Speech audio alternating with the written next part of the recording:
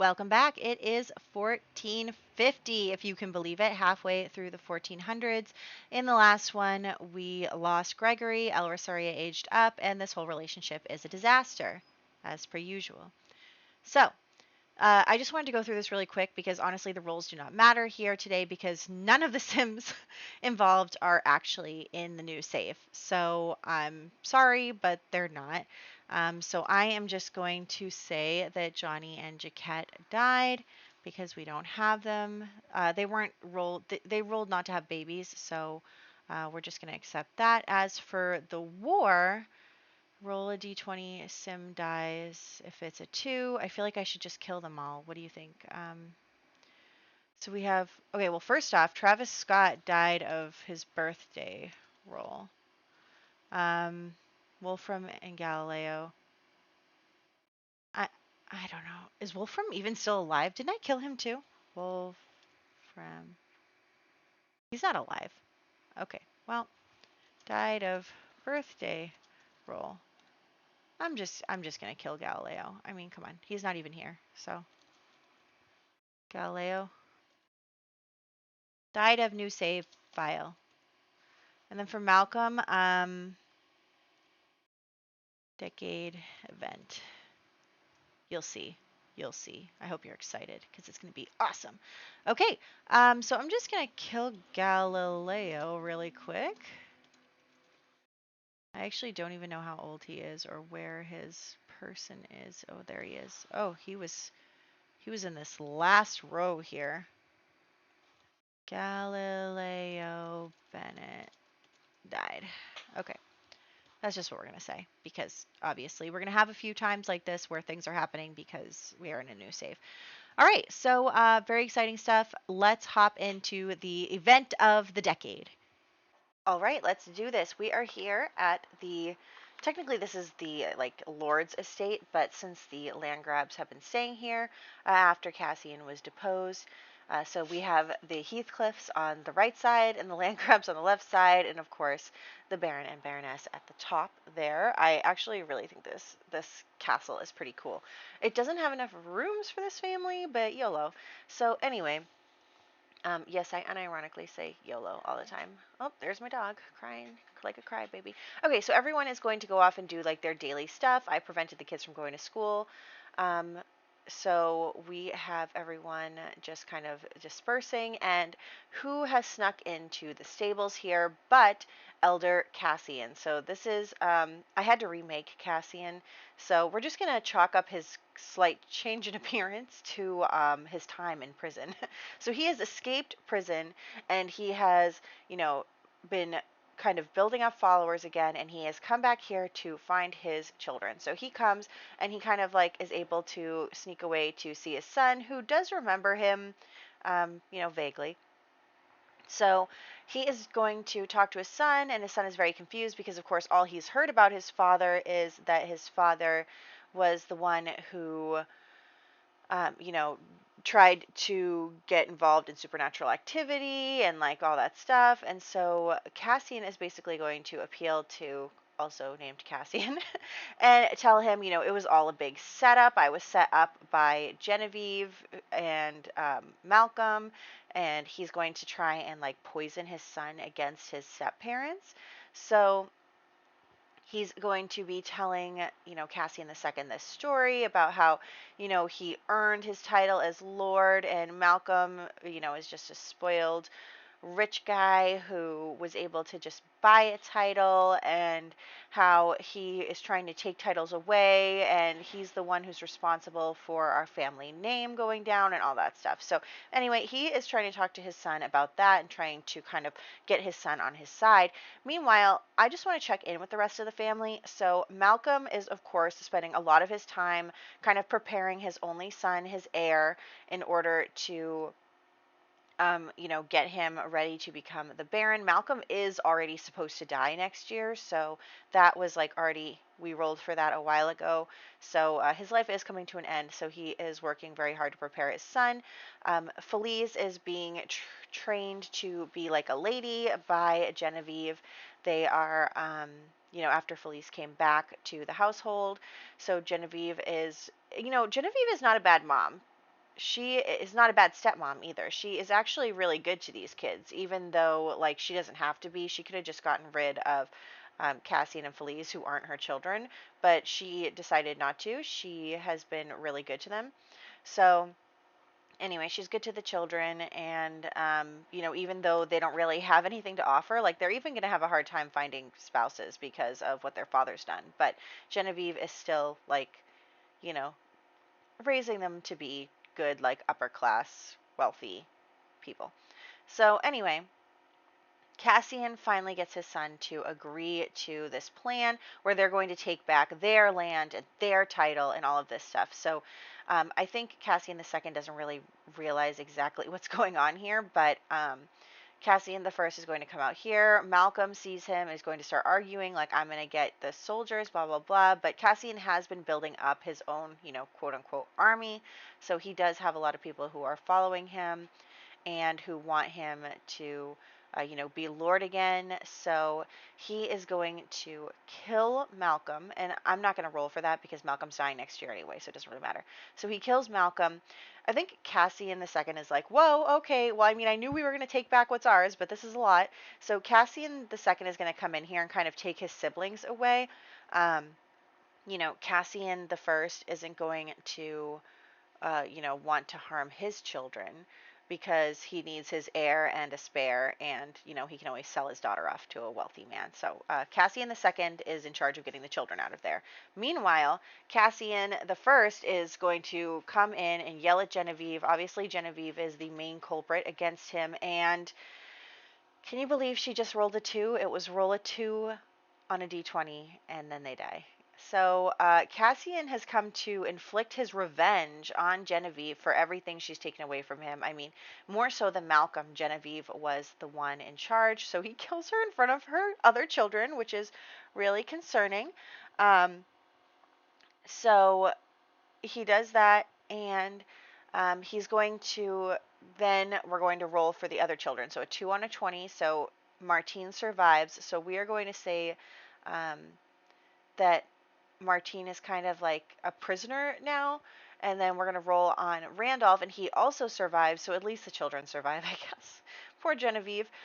So Randolph is going to fight back, though, and then try and run away. So Randolph is going to run out here. He's going to escape from Cassian, and we are going to send him away. He's going to, you know, successfully escape. But Martine is not able to escape, so she's kind of like a prisoner in the house. And um, honestly, Cassian is probably keeping her alive because one, she makes a pretty good hostage. She's just a child. She can't fight back like Genevieve can. And then also, um, you know, she's a land grab still. So she is, you know, a pretty accomplished lady there. And I'm sure she would make a good wife, sort of, you know, as a prisoner. That would be really bad in real life, but you know what I mean. So she could make a good wife to someone, not Cassian, obviously. So anyway, Cassian is going to come and sit in this, you know, big high chair because we don't really have a throne in this area. But so yeah, we're doing that, and then Cassian is going to be talking to his son and be like, look, we're getting back everything that is ours, and this is going to be, you know, under our rule now. And so now what this means is that Henford on Bagley is kind of at war with everywhere else. So Cassian has cut off Henford on Bagley with his troops and stuff, and because obviously the crown is like, you just killed, you know, a noble couple, we're obviously going to come for you, but he is going to try and hold the fort and keep his land back, even though it wasn't his in the first place. So, you remember when the Bennets were in charge? that fell apart a long time ago. So anyway, that is what's going on in the Lord's house. So we are going to come home here, and Thomas wants to talk about his relationship issues with El Rosaria. I think probably we're just going to say, like, obviously they know that Genevieve is dead by now. They know that Cassian has taken over. Everything is really scary right now. So they're just going to chat with each other, and, you know, I don't know what to do. I'm really worried. Like, what about the children? My sister is dead. Like, it's all very sad and concerning what's going to happen now. And also, I don't know if you see that, El Rosaria actually got a whim to flirt with Emil. So I'm like, hold on, let me save that for later. Um, I'm sure that she's sick of Thomas philandering around, and she has every right to do the same if she wants to. So we might follow that up next year. But this year, obviously, we're dealing with some stuff. But yeah, so we are going to head over to Thomas and Adelaide's house, and we are going to go over to them, and we are going to have them kind of talking about what they're going to do as a family. I obviously didn't replace this lot, but that's fine. So we're going to talk about what to do as a family. I am going to make it a party just because I do want to work on their aspirations. I'm terrible. So yeah, we are going to do that, and then the whole family is going to come and talk about what's going on. Obviously, Thomas and Adelaide are devastated. Like, everyone in their family has died at least once except for Adelaide. Like, oh my gosh. So, they're devastated, and they are just all trying to talk about what to do. Like, and Thomas is like, look, like, I can try and get back the children. Like, we can at least take care of them until the crown handles this. Like, they're obviously hoping that, the king, whichever noble is in charge of this area, a duke or something, will come and help them and, defeat Cassian and all that. Because obviously Thomas is not a fighter. He never has been. And he's not really into that. So he wouldn't be able to successfully fight off an entire army, right? So he is going to hope that, someone comes and saves them. So there is that. And then we're going to um, just have the whole family talking. And, obviously they're very upset about what happened with Genevieve, and they're hoping that the children are okay. And I mean, who cares about Malcolm? But anyway, so it's just all very, very sad. And then they're just all talking about that. I'm also having Odelgard clog their drain because that's also part of her aspiration. And then, can you believe? Why do you keep changing chairs?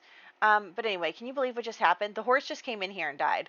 Like, you had to wait until I was here, and then you just came in here and died. Like, this horse could have died off screen, but no, it waited for me to come over this household.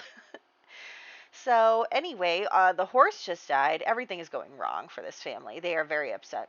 So we're going to head home now. So let's all head back. Let's get out of here. Thomas is going to try to talk to Cassian. I mean, he did have somewhat of a rapport with him before everything went down. Obviously, Thomas doesn't really have a lot to do with all the things that happened except for by association. So he's gonna make an attempt, but not tonight. So we're going to head home. Obviously, Thomas is devastated by the loss of his sister. Like, that was his best friend. They were like thick as thieves their whole lives.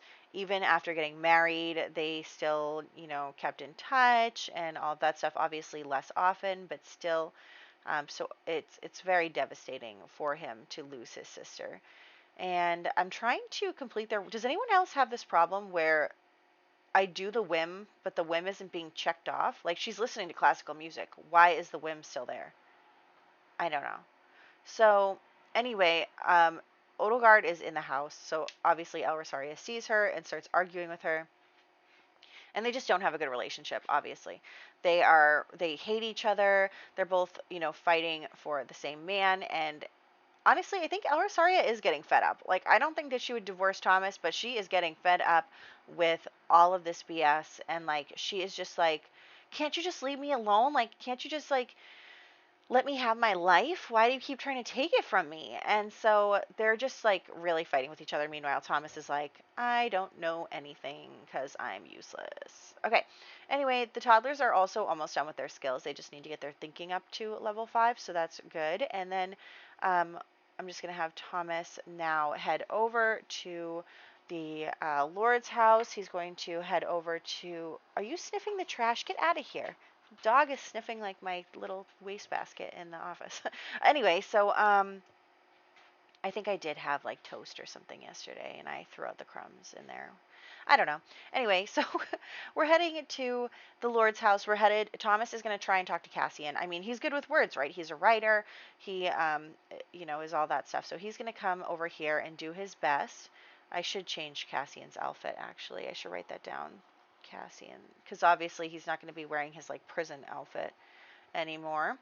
So there's that. And then we are going to have them come over here and talk. And Cassian is going to be like, Thomas, like, why did you come here? And he's like, Cassian, I know that you had this problem with my sister. I know that, um, you had a problem with Malcolm. That's fine, but, like, don't take it out on the children. They had nothing to do with this. Like, can I take them home with me? Can I take Genevieve's urn home with me? And Cassian is like, look, Thomas, you're an okay guy, but I'm not going to do that, right? He's like, it's actually, Martine is a good bargaining chip. She's a noble lady, and he's not just going to hand her over. And he's like, Thomas, look, I can kill those kids anytime I want, like even my own. It's not a big deal. Like, he barely knows them. So he just basically tells Thomas, like, get out of here before I decide to execute you too. And Thomas, leaves. So Thomas leaves, and he's like, this is bad. This is really bad. So Thomas comes home, and he is not going to switch to cheerful. Why would he do that? And so he comes home, and he, comes in here, and he's just really stressed because talking with Cassian didn't go well, and Cassian, like, really doesn't. Cassian doesn't even care about his kids. What he cares is that that's his heir and his spare, and his daughter and whatever. He doesn't care about them as people. He hasn't been around for a very long time, right? At least 10 years. So he doesn't really care about them. So everyone is just like a pawn for him to get back into power and get his revenge. So anyway, Odelgard is doing her chores. Meanwhile, Thomas and Alrosaria are getting flirty with each other. So there's that. I think that, I feel bad for Alrosaria, really. Like, I just feel bad that she is trying so hard to keep her family together, and Thomas is just, like, uncooperative about the whole thing. So there is that. And I'm going to have Odelgard be doing some nectar making stuff. And then we're going to have Thomas up here. Okay. Also, I'm trying to work on the estates as well. I had to reset them, so there's that. But anyway, so Odelgard is just here doing her job and learning about, getting higher in the nectar making skill. I think actually she might be level 5 already. Yeah. So she is like a pretty competent nectar maker now. So she's in good shape. And she is going to keep doing that. And Thomas and Alrosaria are going to be spending some time together very nicely. I think that the children are doing pretty good. They're both going to get to level 5 thinking in this part, so that's good. So anyway, Thomas is going to come over here. As we know, he likes to go to Odelgard for comfort, and so he is going to come and be talking to her about Genevieve and everything. And Odelgard didn't even like Genevieve, and vice versa. So there's that. But I am going to actually have them try for a baby because I want this to happen, so I'm just going to do it. So we're having them try for a baby. Ooh, Alrosaria is jealous, but I had her come over here so that she could catch them in the act. So she's going to catch them in the act. She's like, I knew you were here. Like, I can't believe this. You just can't seem to figure it out. And they're all very hurt. She's going to slap him. Oh my gosh, how funny is that? And so she slaps him, and she's like, I can't believe you came right here after woohooing with me. Like, what is wrong with you? And the girls are going to fight. Like, Odelgard is going to fight with her. Odelgard was the instigator because I don't feel like Alrosaria as a proper lady would instigate. But anyway, so they're going to declare each other enemies. So Alrosaria is basically like, you are like the bane of my existence. I am not going to do this. So Alrosaria basically looks at Thomas and she goes, you go sleep in the guest room tonight. I'm not playing this game with you. And it's just going to kind of keep getting worse, where Thomas is like over here in this room now where his parents used to stay. But he gets a whim to try for a baby with Alrosaria. So I'm going to have him come over here and be like, honey, I'm so sorry. Like, all this stuff. And Alrosaria is kind of receptive. Like, they still love each other a lot, even though she keeps catching him cheating. Like, their romance bar is so high. So I think that she really does love him a lot. And I think also that she finds her worth in having his children when she knows Odelgard can't. So I think she wouldn't turn down a woohoo, even though she's like, but still, you can't sleep in this room with me. Like, so she's kind of banished Thomas to the other room. She's going to stay on the side of the house where her children are. And yeah, so um, she is very much like, you know, kind of, she feels like her power is in the fact that she has his children. So it's definitely going to be interesting next year because you can see that Odelgard is also pregnant. So it's going to be really interesting to see how that goes, how that affects the dynamic, what that means. So it's all very, very exciting. And we are going to save. So we did have obviously the deaths of Jaquette, Johnny, and Galileo this year, and then also of Genevieve and Malcolm, both passed away this year. So everyone is dying. But we are also going to have 2 babies in the next part. So there is that. And can you believe it was a 1 in 20 chance and we rolled it? So that's very depressing. So anyway, they both passed away, and then we're just gonna make some nectar and all of that stuff. So yeah, Genevieve and Odelgard are both pregnant. So this is gonna be really interesting to see what happens, how that goes, what it means. So we are just going to do our best here to see, and we are going to just keep trudging along. So she is going to be making the nectar. We're going to improve our estates, and we are going to see what, obviously I'm thinking for like the next decade, we will be at war and like stuck in Henford on Bagley. So no one goes in, no one comes out. Henford on Bagley is like cut off from the rest of the world. So unfortunately, we won't be able to see a lot of the pains, and there's definitely a lot of stuff going on. But I do like that El Rosaria has a little whim for a meal there, so that's pretty exciting. But yeah, so um, there's that, and I'm just updating everyone's picture here, and that's where we'll wrap up. So let's say that we'll see each other again in the next one. So I hope you enjoyed, and I'll catch you then.